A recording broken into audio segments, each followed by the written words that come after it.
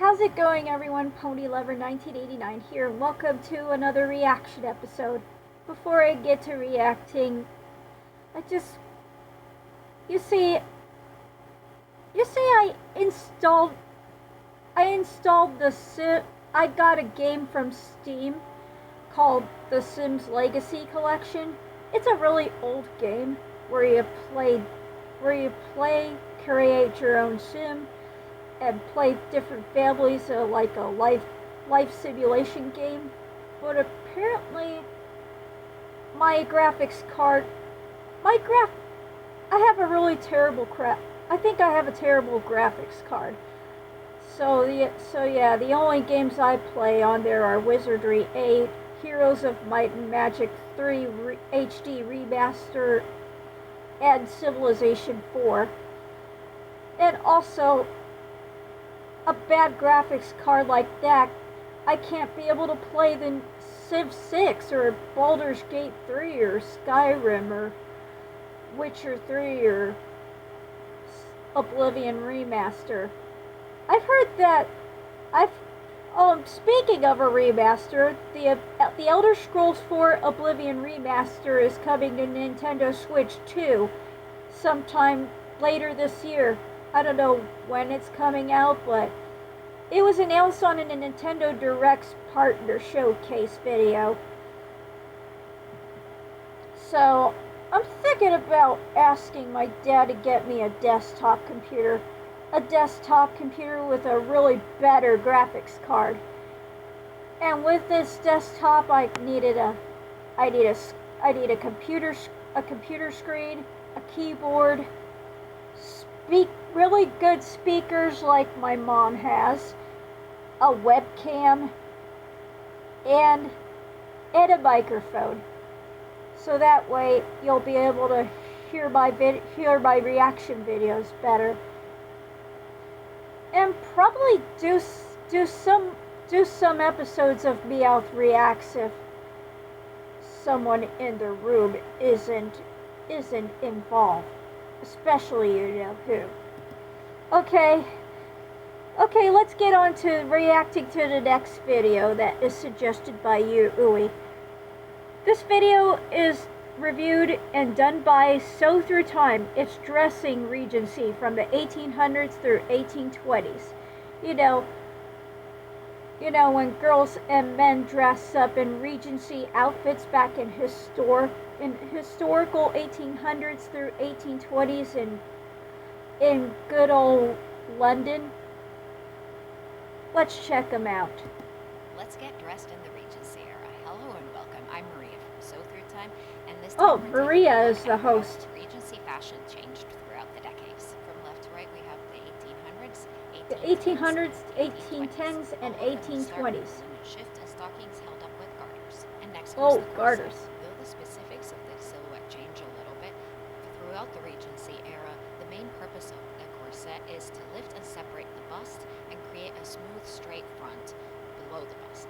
If these corsets reduce anything, it was most likely your underbust rather than your waist measurement. I think I mentioned the word corset was mentioned in the movie Pirates of the Caribbean, Curse of the Black Pearl.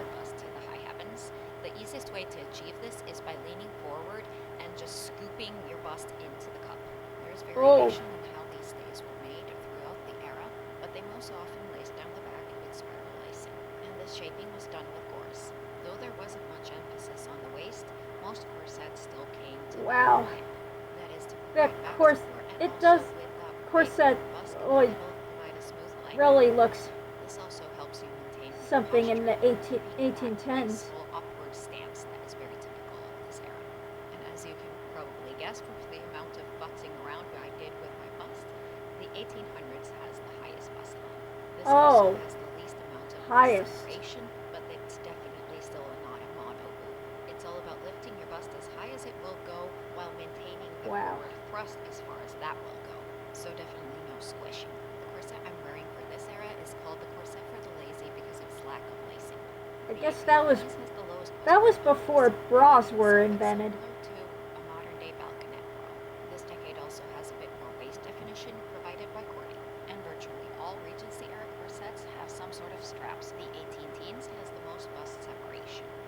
shape, not only by the 1820s. wide bust, but also the shape of the gores that kind of thrust the volume of the breast a little bit to the sides. And Wow. here you can see the difference in silhouette in each era. Guess what? 1 + 1 Is that a Disney Plus ad? Disney Plus and Hulu. Stories about. But, oh, I just remembered. Disney Kids, Disney Kids, Disney Kids, Disney Kids, user on YouTube that they upload only a few of their old classic Disney TV shows from the 1980s and 90s. You know, the cartoons. But if you want to actually see the other tunes, you have to sign in and subscribe to Disney Plus. All right, sorry if I interrupted. Let's continue reacting. Oh, musical. Wow. Next comes your petticoats. While the shift Petticoat. is to protect you from your outer clothing, the petticoat's main purpose is to keep your skirts from tangling onto your legs and help create that fashionable silhouette, whichever one it happens to be.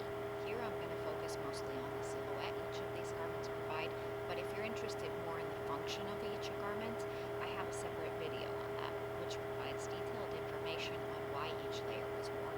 Because the Regency silhouette is high-waisted, especially in the 1800s and 1810s, petticoats of these eras also come to the underbust. So to keep them up there, they can have either a full bodice or a partial bodice like the one I'm wearing, or they can just have a strap contraption. In the 1820s, the waistlines start to lower closer to your natural waist, though corsets of this era typically help keep it still slightly Wow. raised. Petticoats become Almost skirts looks like a and to help provide that structured bell shape that was so fashionable. petticoat in the 1820s kind of looks like a skirt. Like mine does.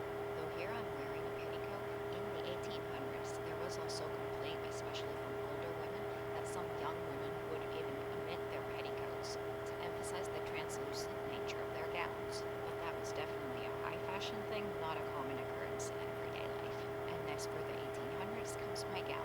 Gowns of this era have a gown. strong ancient Greek and Roman Oh, influence to it. ancient And Greek because of and the same Roman. common misconception as we have today, they associated white with antique fashions. So while other colors and dresses existed in this era, white was by far the most common. And because of the high waistlines of the gowns, fashionable gowns in the 1800s and 1810s usually did not have pockets. It's pronounced In the 1810s. The separate tie-on pocket became fashionable again because the dress's waistlines dropped enough to make it useful. And because Oh. I'm dressing for daytime, for the 1810s, Looks I'm like a adding pocket. chemisette. Chemisettes are worn throughout the Regency era, but they were at their peak in popularity in the 1810s, where nearly every fashion plate not featuring an evening gown has one. Chemisettes are essentially the upper portion of the shirt. Chemisettes. They provide some sun coverage and some interest to the very low necklines of this era, and typically feature a collar. In Wow. the 1810s, the biggest trend was for ruffles, which are basically a remake of the Renaissance ruff. Though back closing gowns were popular throughout the Regency era, in the 1800s there was a common fashion for bib front gowns like the one I'm wearing. These could sometimes have fabric-covered buttons at the sides to hold that bib in place, but just as often they were just pinned. Pinning with just straight sewing pins allows for a lot of adjustability. I was actually several inches smaller when I made this gown, but it's still very wearable because I can pin it to the right position.